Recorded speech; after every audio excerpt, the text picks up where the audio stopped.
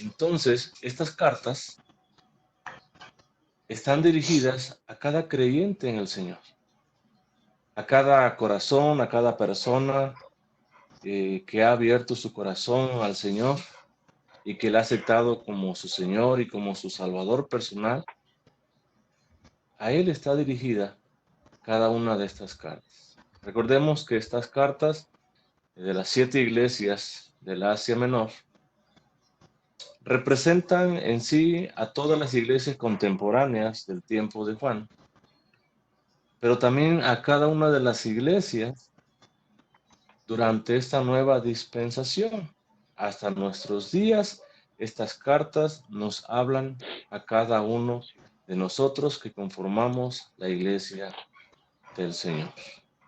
Y Jesús se describe de esta manera en este capítulo.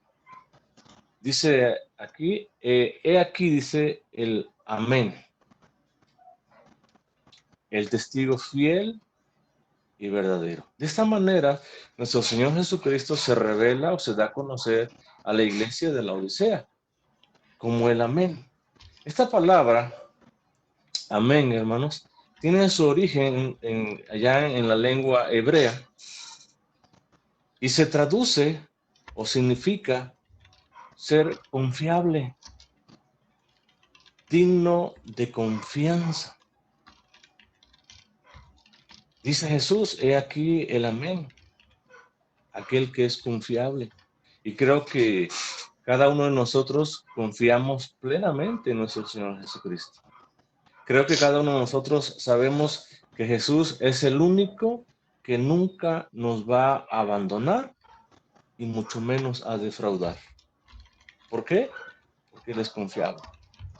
Creo que cada creyente verdadero sabe y confía que en quién más podemos nosotros confiar, sino solamente en el amén, es decir, en Jesús, que es una persona, que es un Dios totalmente confiable, que podemos acudir en medio de nuestra tribulación, de nuestra aflicción, en medio de lo que nosotros estemos viviendo. Podemos acudir a Él con toda confianza, con toda seguridad de que Él nos escucha, de que Él nos responde y de que Él está con nosotros. Allá en el Salmo 106, verso 48, se los comparto. 106, verso 48, dice, bendito Jehová, Dios de Israel, desde la eternidad y hasta la eternidad, y diga todo el pueblo, amén, aleluya. Entonces la palabra amén, hermanos, tiene su origen en la lengua hebrea. Y todo verdadero creyente de ese entonces inclusive tenía conocimiento de esta palabra. Y dice el salmista, bendito, alabado, Jehová, dice, Dios de Israel. Y creo que cada creyente, cada cristiano de hoy en día alaba, glorifica y exalta el nombre de nuestro Dios. ¿El salmo qué, perdón, hermano? Y dice 106:48. Y dice, desde la eternidad y hasta la eternidad. Y dice el salmista, y diga todo el pueblo. ¿Quién es todo el pueblo? Todo verdadero adorador del Señor. Diga todo aquel que ha confiado en el Señor, todo aquel que ha necesitado del Señor y ha venido y el Señor le ha respondido. Todo aquel que se ha abandonado a los pies de Jesús, diga amén. Y no nada más amén, diga aleluya. Alaben al Señor. ¿Cuántos hermanos, en verdad, adoramos verdaderamente al Señor? Porque Él es confiable. Porque ¿a quién más podemos ir? Pedro les dijo a Jesús en una ocasión, ¿a quién más, Señor, podemos ir? Si solamente tú tienes, Señor, palabras de vida eterna. ¿A quién más, Señor? En los momentos difíciles de nuestra vida, ¿en quién más podemos confiar? Solamente en Jesús. Porque Él se describe como el confiable. como el digno de toda confianza. Así se describe nuestro Señor Jesucristo. Y dice el testigo fiel, haciendo alusión allá al capítulo 1 de Apocalipsis, y verdadero, pero también haciendo alusión a esta palabra amén. Digno de confianza, confiable. Pero se sigue describiendo Jesús y dice, el principio de la creación de Dios dice esto. La palabra principio, hermanos, debemos tener cuidado al traducirla, porque entre otro significado también tiene un significado que es primero. Y si lo traducimos como el primero de la creación de Dios, estamos manifestando que Jesucristo es un ser creado y estamos en un error. Entonces, la palabra principio viene de una palabra griega, arie, que significa origen o fuente. Y estas son las palabras que nos interesan en este momento. Jesús dice, la fuente creadora de la obra de Dios, dice esto. Nuestro Señor Jesucristo, hermanos, es la fuente creadora. Es aquella fuente que Dios mismo utilizó para hacer toda su creación. ¿A quién? A Jesús mismo. Y allá en el Evangelio de Juan, capítulo 1, de los versos 1 en adelante, un texto muy conocido por todo creyente, dice, en el principio era el verbo, es decir, el logos, la palabra, Cristo mismo. Dice, y el verbo, la palabra, Cristo, dice, era con Dios. ¿Desde cuándo? Desde el principio. Desde la eternidad, Jesús era con Dios. Y no nada más eso, sino que dice, y el verbo, es decir, Jesús, era, ¿quién? Dios mismo. Echamos fuera entonces toda doctrina que piensa que Jesús es un ser creado, al igual que los ángeles, al igual que el ser humano, sino que Jesús mismo es la fuente creadora, es la palabra que Dios mismo utilizó para hacer toda su creación. Dice el verso 2 de Juan. Dice, era en el principio con Dios. ¿Quién es este? Jesús mismo, la palabra, el logos. Dice el verso 3. Todas las cosas por Él fueron hechas. ¿Por quién? Por la palabra, por el logos. Y sin Él, dice, nada de lo que ha sido hecho fue hecho. Jesús entonces, hermanos, debemos entender que se está describiendo a sí mismo como el amén, como aquel que es digno de toda confianza, como el testigo fiel y como el verdadero, pero también como la fuente creadora de toda la obra maravillosa que Dios mismo hizo en su creación. Dice el verso 15 de Apocalipsis, regresamos a Apocalipsis, capítulo 3. Dice, yo conozco tus obras, que ni eres frío ni caliente. Ojalá, dice, fueses frío o caliente. Aquí nuestro Señor Jesucristo está describiendo a la iglesia de la Odisea. Aquí empieza Jesús a describirla. Y dice Jesús, yo conozco tus obras. Es decir, yo conozco tu trabajo, yo conozco tu labor, yo conozco tus obras, yo conozco tu esfuerzo. Aquel Jesús que es omnisciente, aquel Jesús que vio Juan en aquella visión, en el capítulo 1, que dice que tenía ojos como de llama, de fuego, que traspasaba el corazón y la mente de las personas y conocía hasta lo más íntimo de su corazón y de sus pensamientos. Dice Jesús, yo conozco tu trabajo. Yo conozco tu labor. Yo conozco tus obras. Pero es impactante esto que sigue, porque Jesús dice que yo conozco tus obras. Pero ahora dice que ni eres frío, dice, ni caliente. Es decir, Jesús no encuentra ninguna obra en la iglesia de la Odisea. Ningún tipo de obra encuentra. Y les reprocha fuertemente esa apatía, es decir, esa falta de interés, esa indiferencia que tenían en cuanto a las cosas del Señor. Jesús les reprocha. Jesús les dice, no eres ni frío ni caliente.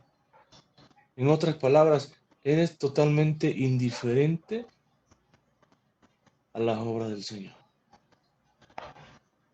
No tienes en tu corazón ningún tipo de interés de participar en la obra del Señor. ¿Cuántas iglesias, hermanos, hoy en día se encuentran en esta situación? ¿Cuántas iglesias, y vamos a concretar, cuántos hermanos o cuántos creyentes o cuántas personas que se dicen ser creyentes tienen un desinterés total en la obra del Señor? ¿Cuántos son indiferentes totalmente a la obra del Señor? Y les da lo mismo escuchar, no escuchar. Les da lo mismo compartir o no compartir. Y eso habla de una indiferencia. Eso habla de una falta de interés. Recordemos que la iglesia del Señor fue llamada ¿para qué? Para su servicio. Para proclamar el mensaje de salvación a todas las naciones. Fue llamada para ser discípulos del Señor. ¿Y cuántos, en verdad? Es increíble. ¿Cuántos muestran falta de interés? ¿Cuántos muestran indiferencia a ese llamado? Y Jesús le dice, ojalá fueses frío o caliente. Ser fríos, hermanos, equivale a no escuchar el mensaje, a no haber escuchado el mensaje del Evangelio. Entonces Jesús les dice, ojalá nunca hubieses escuchado el mensaje del Evangelio. Y ser caliente es haberlo escuchado, permanecer activos y fieles en la obra del Señor. Eso es ser caliente. Pero Jesús dice, ojalá fueses frío. Es decir, ojalá no hubieses nunca en tu vida haber escuchado el mensaje, pero un día lo escuchaste. Un día le dijiste al Señor Jesús, creo en ti. ¿Qué pasó? ¿Qué ha sucedido? ¿Qué provocó en ti esa apatía? ¿Qué provocó en ti ese desinterés? ¿Qué provocó en ti esa indiferencia que te hace ser frío? ¿Qué hizo? ¿Qué fue lo que sucedió? Y sigue el verso 16. Pero por cuanto eres tibio, dice, y no frío, ni caliente, te vomitaré de mi boca. Muchas veces, hermanos, nosotros, digo nosotros, o a lo mejor tal vez yo nada más, le hemos dado una falsa interpretación a estos versos, a este verso y a otro que vamos a ver más adelante. Pero cuando le pedimos la dirección a Dios y le decimos, Señor, ayúdanos, ayúdame a poder entender tu palabra. ¿Qué es lo que quieres decir con esto? Jesús les dice a la iglesia de la Odisea, como no eres frío ni caliente, eres tibio o te hace ser tibio. ¿Cuántos conocemos este término? ¿Cuántos sabemos lo que es ser tibio? Es algo que ni está frío, pero tampoco está caliente. Está en un término medio. Y Jesús aborrece ese término. Jesús está describiendo de esta manera a la iglesia de la Odisea, primeramente, como una iglesia tibia, que vivía el Evangelio o que conocía el Evangelio, pero vivía como si no lo conociera realmente. ¿Y cuántos cristianos hoy en día, cuántas personas que se dicen ser cristianos hoy en día viven de esta manera? Conociendo el Evangelio del Señor, conociendo la palabra del Señor, pero llevando vidas como si realmente no la conocieran. Es decir, con su testimonio pareciera que no conocen al Señor Jesucristo, y mucho menos que es su Señor y su Salvador. De esa manera Jesús describe la iglesia de la Odisea como una iglesia tibia.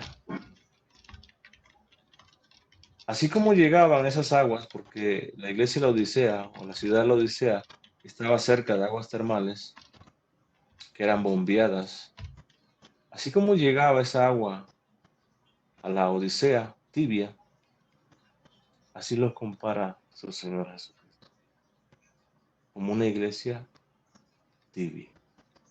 Y por ser tibia, dice Jesús, te vomitaré de mi boca, dice Jesús. Te vomitaré, dice Jesús. Y la palabra vomitar, hermano, se traduce como estar a punto, fíjense bien, de ser vomitado. Entonces Jesús dice, pero por cuanto eres tibio, dice, y no frío ni caliente, estoy a punto de vomitarte de mi boca. No dice que los vomitó o que los iba a vomitar ya. Dice, estoy a punto de vomitarlos de mi boca. Sin duda alguna, hermanos, esto nos habla de la gracia, del amor y de la paciencia que Jesús tiene para con su iglesia. Y esa misma gracia, hermanos, ese mismo amor y esa misma paciencia que tuvo Jesús con esta iglesia de la Odisea, que vivía de esta manera, sigue estando presente hasta nuestros días. Y es su gracia derramada a favor nuestro lo que nos hace estar de pie, lo que nos anima a seguir adelante. Es su amor y su paciencia, porque el Señor muestra su amor para con nosotros. El Señor es paciente. ¿Y cuánta paciencia le tuvo a esta iglesia de la Odisea? Con hermanos que vivían vidas a medias. Esa misma paciencia la tiene Jesús para contigo, para conmigo, y para con todo creyente en el Señor. Y lo hace porque el Señor Jesús espera. O él esperaba que la iglesia de la Odisea, una vez que leyera esta carta que iba a ser enviada, ellos se arrepintiesen y cambiasen de actitud. De ser tibios por una iglesia que glorificara y exaltara el nombre de Cristo. Y era su esperanza de Jesús. Es lo que Jesús esperaba de esta iglesia. Que esta iglesia recapacitara con esta exhortación. Que cuando esta carta fuese leído públicamente ahí en ellos, y no nada más en ellos, sino también en todas las iglesias contemporáneas, las iglesias cambiaran de actitud. Oigan, se dejaran de su apatía, de su indiferencia, de su falta de interés por las cosas del Señor. Y empezaran a trabajar, empezaran a hacer obras que glorificaran y que exaltaran el nombre del Señor. Dice Jesús, estoy a punto de vomitarte. Ahora, viene, ahora sí, el reproche. Esto es lo que Jesús le reprocha a la iglesia de la Odisea. Verso 17. Dice, porque tú dices, yo soy rico y me he enriquecido y de ninguna cosa tengo necesidad. Y no sabes que tú eres un desventurado, miserable, pobre, ciego y desnudo. Ese es el reproche, hermano. Y dice Jesús, porque tú dices. Yo les pregunto, ¿quién dice? La iglesia de la Odisea en general, en primera instancia, en primer lugar. La iglesia a quien está dirigida esta carta dice, tú dices, tú proclamas, tú das a conocer esto, tú revelas esto, que eres rico, dice, es decir, que tienes abundancia. Y no nada más eso, sino que te sigues enriqueciendo todavía. De tener riquezas y seguirte enriqueciendo, dices, de ninguna cosa tengo necesidad. Oigan, y ninguna cosa es ninguna cosa. ¿Cuánta arrogancia, hermanos, había en el corazón de la iglesia de la Odisea? Que los hacía ser indiferentes. Y aunque hubiese necesidad en ese lugar de proclamar el nombre de Jesús, eran indiferentes debido a su arrogancia que había en su corazón. Ahora, según el contexto anterior y posterior, Jesús hace referencia a riquezas espirituales, no materiales. Y aunque la iglesia de la Odisea era rica espiritualmente, porque conocía, porque era instruida, no había ningún trabajo, no había ninguna labor, no había ningún tipo de esfuerzo en la obra del Señor.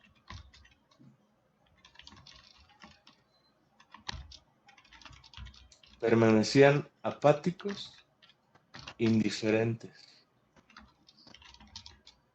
¿Eran ricos en conocimiento? Sí,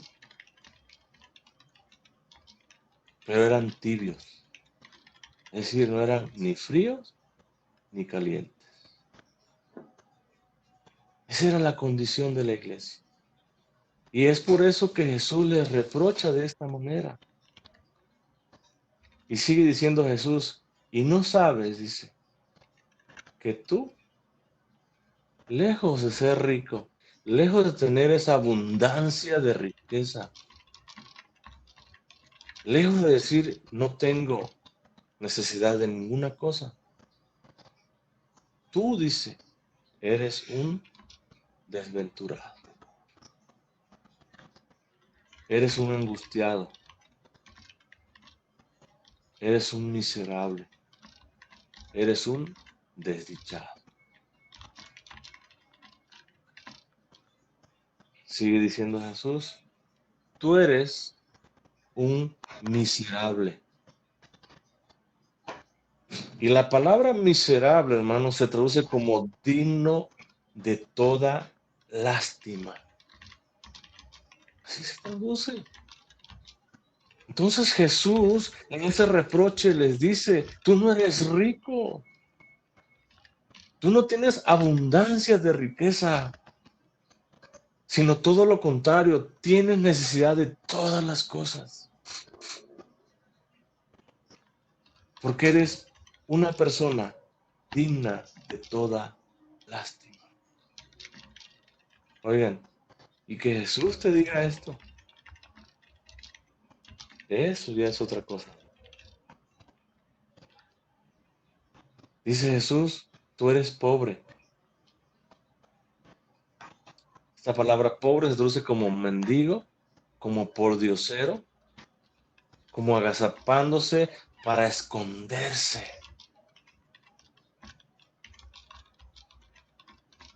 Dice, eres un ciego porque tienes ojos y no ves y estás desnudo. Aquellos entonces, hermanos, que decían que no tenían necesidad de ninguna cosa, verdaderamente tenían necesidad de la gracia y misericordia de Jesús. Oigan, hoy en día, todo creyente también, hermano, necesitamos o estamos necesitados de la gracia y misericordia de Jesús. ¿Cuántos pedimos por la gracia de Jesús en nuestra vida? ¿Cuántos clamamos que la misericordia de Dios sea una realidad cada mañana, cada día? Y ellos que profesaban, ellos que decían, ellos que se enorgullecían, que decían que no tenían necesidad de nada, eran los más necesitados y los más dignos de conmiseración. Y ahí estaba Jesús, proveyendo de su gracia, proveyendo de su misericordia, aun cuando llevaban vidas tibias delante de Dios. Ahí estaba Jesús. Eso nos habla de su misericordia. Eso nos habla de su bondad, de su benignidad. Eso nos habla de su fidelidad para con su iglesia. Ahí estaba Jesús. Reprochándoles, sí, pero a la vez dándole de su gracia y misericordia. Verso 18. Por tanto, dice, yo te aconsejo que de mí, dice, compres oro refinado en fuego para que seas rico. Y vestiduras blancas, dice, de mí compra para vestirte. Y que no se descubra la vergüenza de tu desnudez. Dice, y de mí compra también colirio para que unjas tus ojos, para que sean abiertos y puedas ver. Yo te aconsejo. Y esas palabras, hermanos, podemos ver que son palabras de amor, son palabras de compasión, son palabras dignas o llenas de misericordia, en donde Jesús, lejos de ordenar a la iglesia, les aconseja, le dice, yo te aconsejo. Dice que de mí, ¿de quién? De mí, dice. Y notes esto. ¿De quién debemos de comprar esto que Jesús está detallando? De Él, dice. Y de nadie más que de Él mismo. Dice, de mí compres. Primeramente, oro, dice, refinado en fuego. ¿Para qué? Para que seas verdaderamente rico. Porque este oro refinado por fuego o en fuego es el que te va a hacer inmensamente feliz. Inmensamente rico. Inmensamente dichoso. ¿Por qué? Porque este oro, hermanos, simboliza la salvación. Entonces Jesús dice, compra de mí la salvación. Y aunque la salvación es un regalo totalmente de Dios, tú tienes que poseerla, tú tienes que levantar tus ojos a los cielos, tú tienes que decirle, Señor, ten piedad, ten misericordia de mí, Señor. Y eso es lo que Jesús está diciendo. Compra de mí oro refinado en fuego y serás verdaderamente rico. Allá en la primera carta del apóstol Pedro, capítulo 1, verso 7, dice de la siguiente manera, para que sometida a prueba vuestra fe, mucho más preciosa que el oro. Oigan, nuestra fe, aquella fe salvadora que viene de Dios mismo también, dice que es más preciosa que el oro, el cual dice, aunque perecedero, se prueba con fuego, sea hallada en alabanza, gloria y honra cuando sea manifestado ¿quién? Jesucristo. El apóstol Pedro, hermanos, habla de una fe que debe ser, dice, pasada por fuego. ¿Para qué? Para eliminar toda la impureza. Y siendo purificada por fuego, hermanos, de esa fe brote, alabanza, dice, gloria y honra hacia nuestro Señor Jesucristo. Entonces, eso es lo que habla Jesús en esta parte. Compren de mí ese oro. Necesitan fe, pero una fe purificada, pasada por fuego. Para que de esa fe brote, dice, salga alabanza, gloria y honra hacia Jesús mismo. Eso me habla de un corazón verdaderamente convertido, humillado delante de Jesús. Dice, y compren vestiduras blancas, ¿para qué? Para vestirte. Y que no se descubra la vergüenza de tu desnudez. Oigan, las vestiduras blancas simbolizan la santidad y pureza. Y Jesús dice, compren de mí. ¿Qué cosa? Santidad y pureza. ¿Para qué? Para que cubras tu desnudez.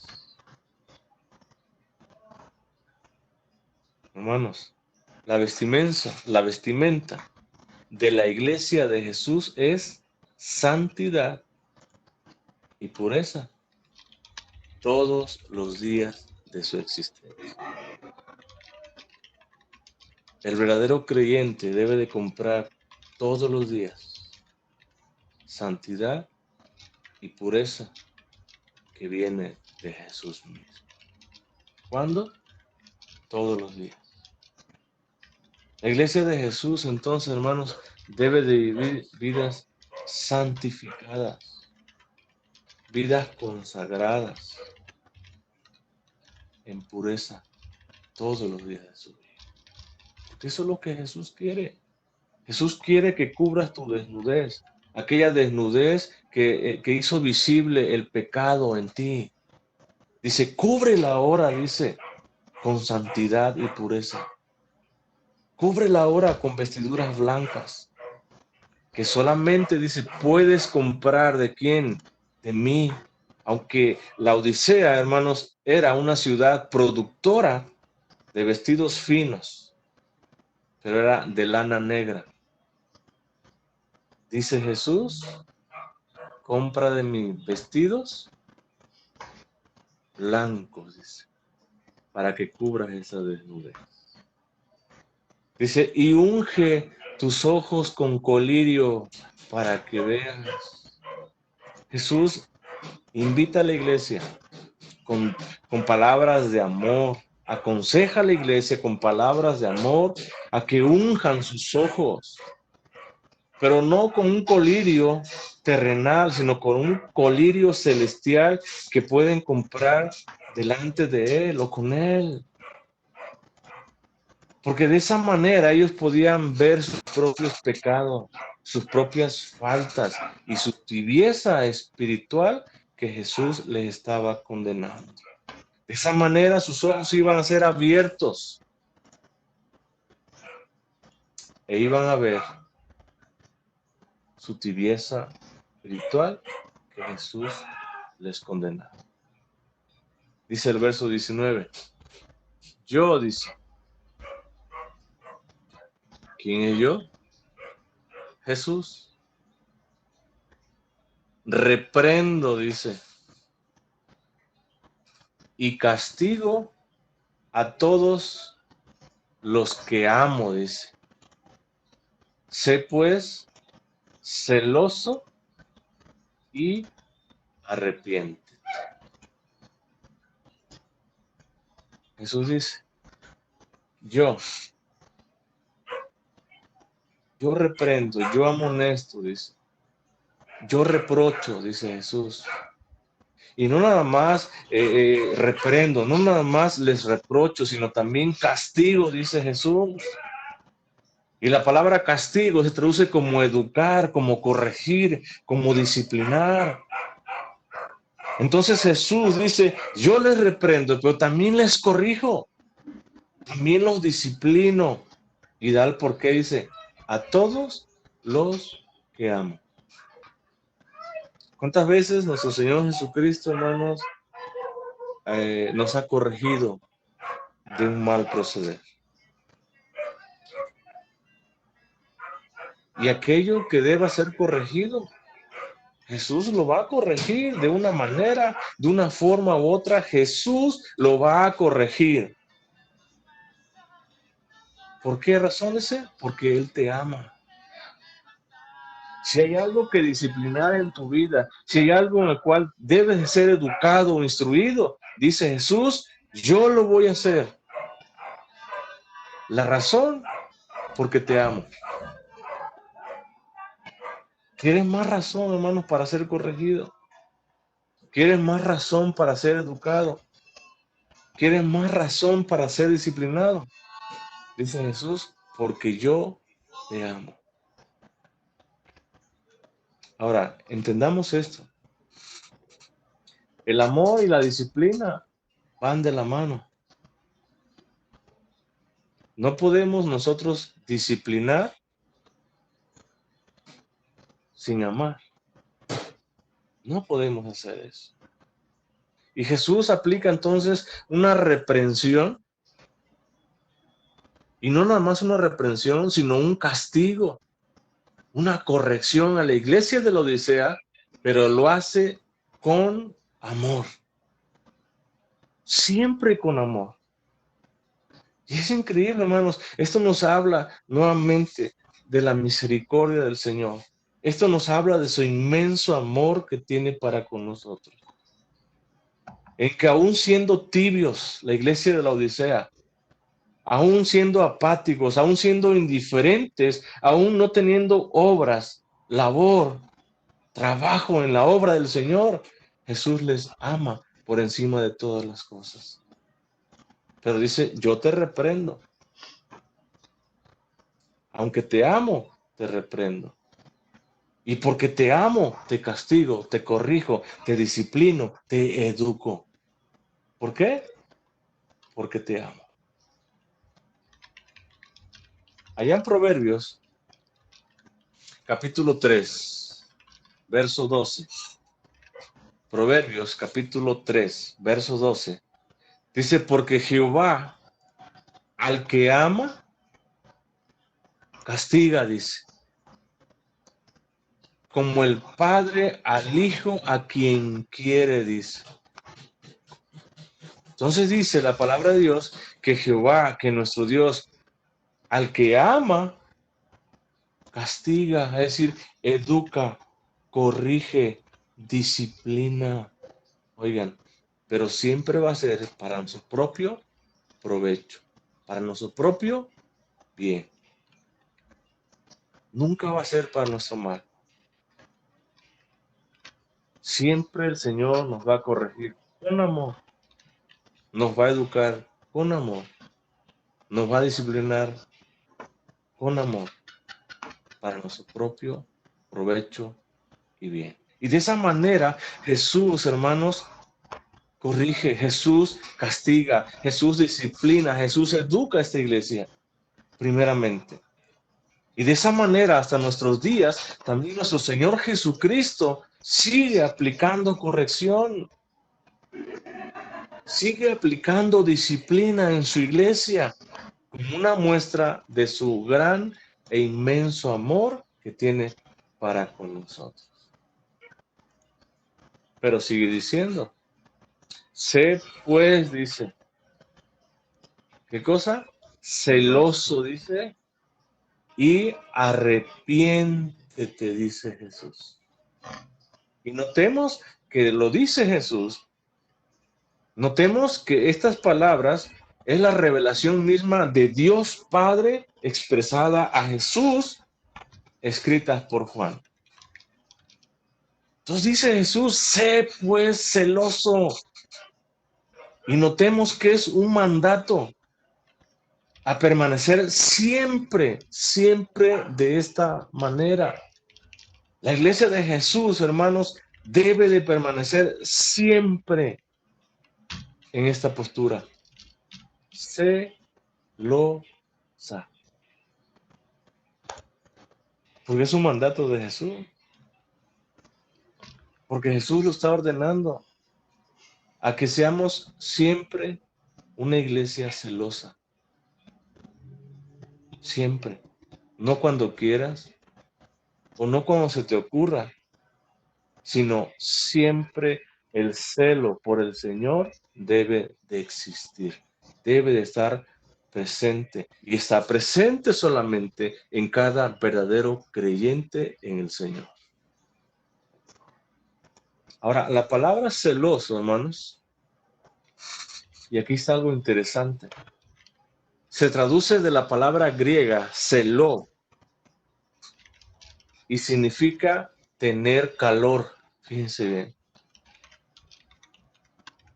Significa arder. Eso significa. ¿Recuerdan de qué padecía la iglesia de la Odisea? De ser tibios. Y ahora Jesús dice, tengan calor. Ardan, dice. Ardan en ese fuego del Señor. Que ese fuego del Señor los inunde en todo su alma, en todo su ser, cuando todos los días de su vida, dice Jesús. Dejen esa tibieza y empiecen a arder, empiecen a quemarse verdaderamente, empiecen a trabajar, empiecen a laborar, empiecen a hacer obras dignas de que el Señor sea glorificado, sea exaltado. Empiecen a hacerlo, dice el Señor. Sean celosos. Dice, y arrepiéntete. Esta palabra se traduce como pensar diferente, como reconsiderar. Entonces Jesús dice, sean celosos, pero también arrepiéntanse, piensen diferente. Piensen que si siguen por ese camino de ser tibios, los llevará a la misma perdición. Y arrepiéntanse, reconsideren su postura. Que de esa manera no glorifican el nombre de Jesús.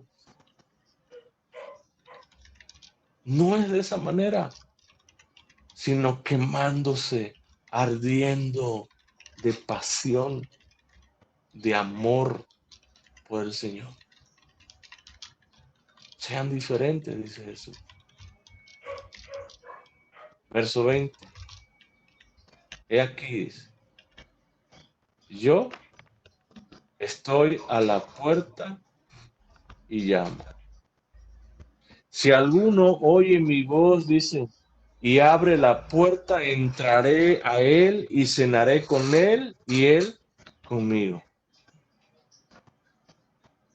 Siguiendo ese contexto, hermanos, dice Jesús, he aquí, yo, dice, ¿quién es yo? Jesús. Yo estoy a la puerta, dice, y llamo.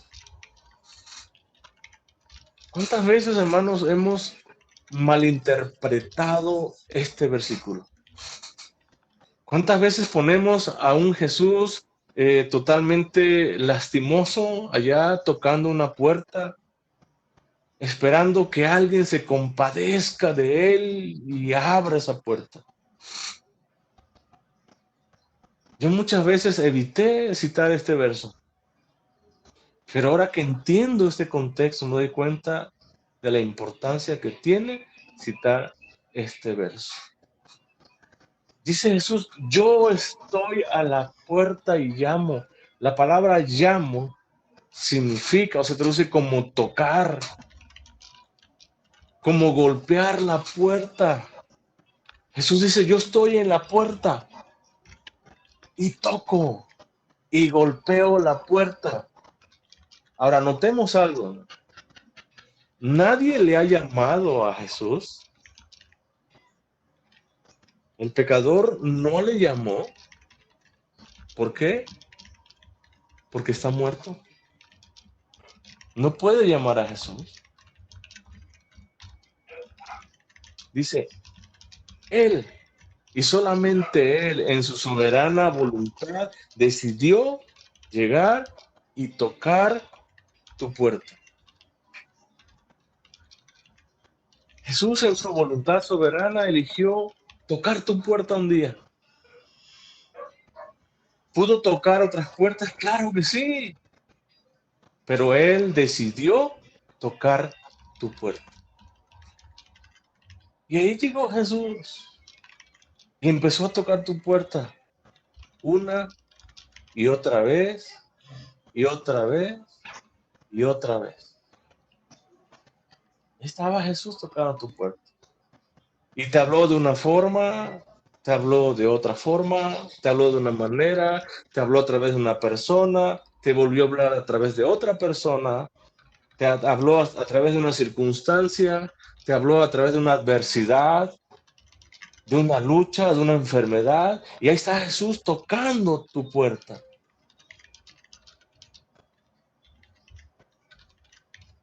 ¿Pudo elegir otra puerta? Sí. Pero Jesús dice, no, yo quiero tocar la puerta de esta persona. ¿Por qué eras mejor? No. Hay miles de millones mejores que tú y mejores que yo. Pero a Dios le plació tocar tu puerta. Y sigue diciendo Jesús, si alguno oye mi voz, notemos que es Jesús quien llama al pecador. No es el pecador llamando a Jesús, sino Jesús dice, si alguno oye mi voz, es decir, no nada más toca la puerta a Jesús, sino que también llama al pecador y lo llama por su nombre. Y es Jesús tomando la iniciativa. Es Él. Y lo hace, hermanos, a través de la obra redentora de Cristo, que es aplicada por el Espíritu Santo en tu corazón a través de la palabra del Señor. De esa manera te habla Jesús, a través de su palabra, que aplica el Espíritu Santo en tu corazón, que te da vida, que experimentas una regeneración en ese momento. Es cuando tú escuchas la voz de Jesús, es cuando tú escuchas el golpear de Jesús en esa puerta. Es en ese momento, no es en otro. Es de esa manera, cuando tú escuchas la voz de Jesús. Y dice Jesús, y abre la puerta, dice, entraré a él y cenaré con él y él conmigo. Yo les pregunto, antes de que me pregunten, ¿quién es el que abre la puerta? ¿Quién es el que cena con Jesús? ¿Todos? No. Solamente aquellos que han experimentado una verdadera conversión en su vida. Solamente aquellos. Y en respuesta a esa conversión genuina en sus vidas que aplicó el Espíritu Santo en su corazón, responden o dan una respuesta en amor y obediencia a Jesús. Ellos son, y no son otros. Muchos escucharán el mensaje de salvación, sí,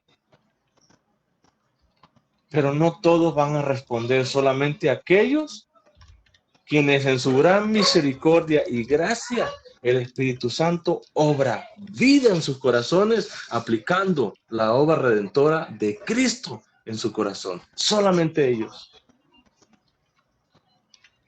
Y en respuesta, tú brincas de gozo, tú brincas de alegría. Y en respuesta tú dices, Señor, gracias porque pusiste tus ojos en mí, Señor. Gracias porque habiendo miles de millones de personas mejores que yo, mejores portadas que yo, tú en tu gran misericordia, en tu grande gracia, decidiste un día aparecer en mi puerta, tocar mi puerta, y no nada más tocar mi puerta, sino hablarme por mi nombre. Por eso, Señor, abro mi puerta. Por eso, Señor, ceno hoy contigo. Por eso, Señor, yo estoy contigo, Señor.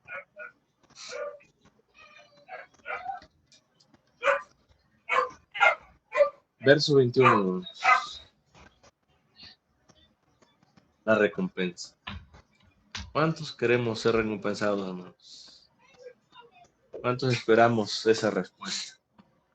De esa recompensa de Jesús. Esa promesa que cada creyente debe de abrazar con todo su corazón, con todas sus fuerzas.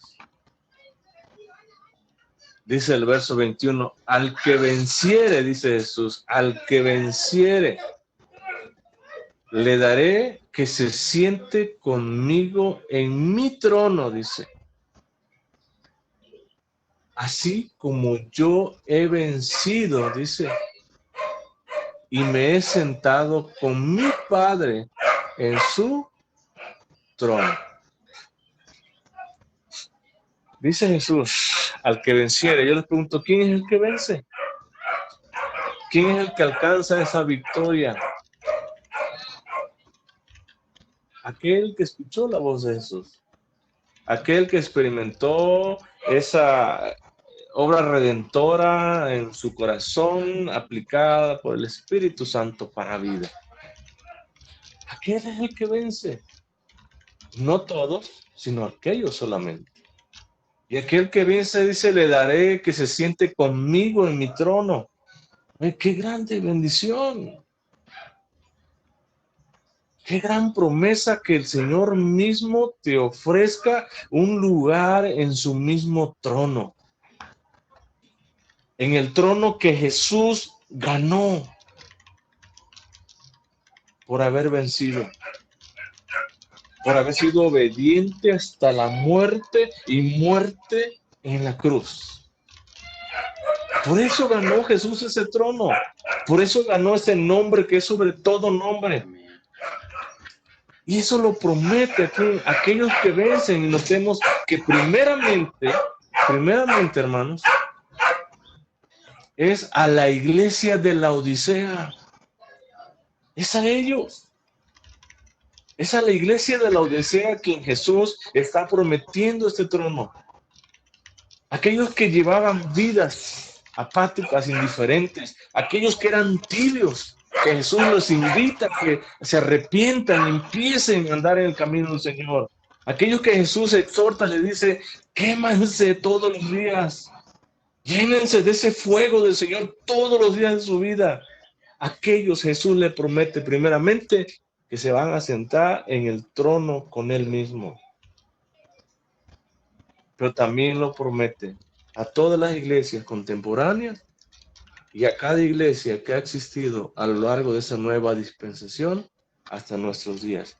También esta es una promesa para nosotros. Si vencemos, dice el Señor, estaremos sentados en el mismo trono de Dios. Y termina diciendo, verso 22, el que tiene oído, oiga lo que el Espíritu dice a las iglesias. ¿Quién tiene oídos, hermano? Escucha lo que el Espíritu enseña a las iglesias. Qué hermosas promesas, hermanos, hemos visto. Y cada una de esas promesas son efectivas para la iglesia hoy en día. Que Dios los bendiga, hermano. Amén. Gloria a nuestro Dios. ¿Sí me escuchó? Sí. Oh, qué bien. Pues gracias a nuestro Dios, ¿verdad? Por esta hermosa palabra.